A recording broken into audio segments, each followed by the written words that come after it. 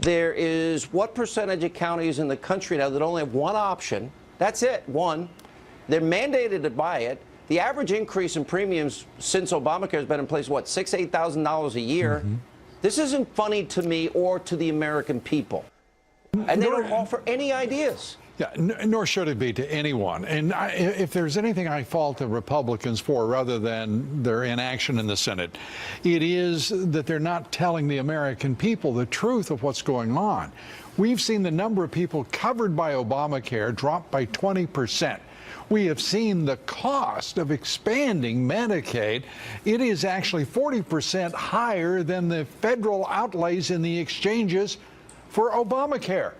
While premiums are spiraling, deductibles are bone-crushing to families all over the country, we're watching the Democrats and Chuck Schumer acting like they're some kind of cute because they're not participating in this constitutional republic. They created the mess. You know what? They made the biggest mess ever. And the president's right. What they really want is to go deeper into the mess. Right. You know, they think, oh, Canada's single-payer system is so great. Well, if it's so great, then why do all the tens of thousands flock to the United States when they need emergency heart surgery or cancer treatment?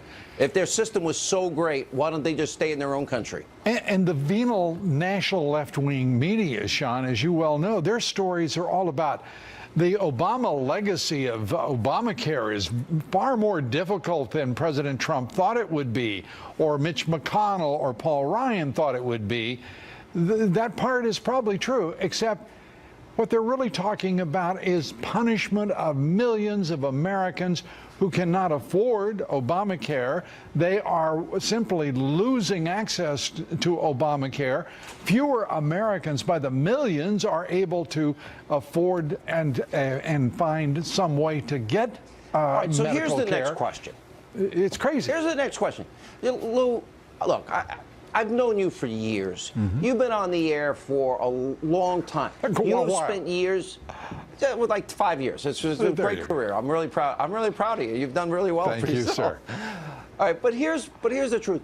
How many times have we discussed health savings accounts? How many years? How many decades? How many times have we talked about health cooperatives? How many times have we talked about free markets, the party of freedom, capitalism, competition, driving down prices, increasing services? Where's this Republican Party? They're non-existent. And suddenly there's no talk about providing insurance and allowing competition, insurance companies being able to compete across state lines, talking about how to do what the president promised that we would do, which is reduce premiums for health care, improve the quality of care in this country for all Americans. And we are, he said, and not in my judgment, entirely jokingly, that we should just let the Obamacare mess spiral to a complete and final resting place, and then try and just wait for the Democrats to come to the table and get serious. It may take that, by the way, for the Democrats to join Republicans to care about Americans.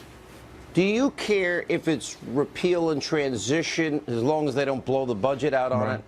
Or do you care if they do repeal and replace with, for example, the cruise provision, which I liked a lot? It drives premiums down dramatically, just like the Freedom Caucus did.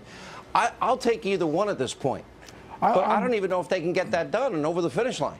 Yeah, so long as we all understand, repeal means eliminating higher taxes that were put in place by President Obama and the Dems when creating Obamacare. Those taxes have got to be eliminated. We've got to see a real, intelligent, free market solution to health care in this country, because that's the future.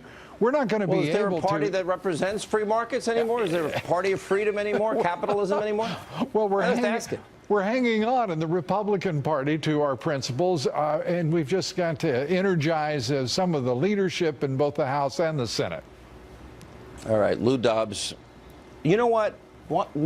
We should go to Congress and the Senate. You and I can solve all their problems. Yeah, you know what? It's called freedom. Freedom works. Let's go get them.